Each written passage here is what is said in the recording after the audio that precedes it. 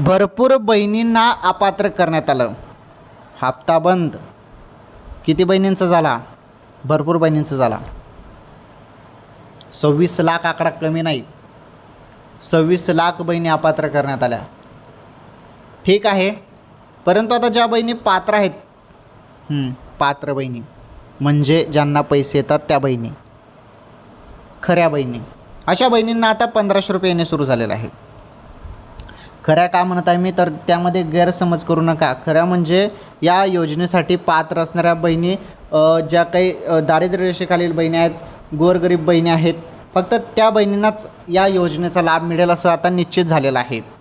ज्या बहिणींजवळ 4 चाकी वाहन आहे, 2.5 लाखांपेक्षा जास्त उत्पन्न आहे, अशा बहिणींना लाभ देणं सरकारनं आता बंद केलेलं आहे.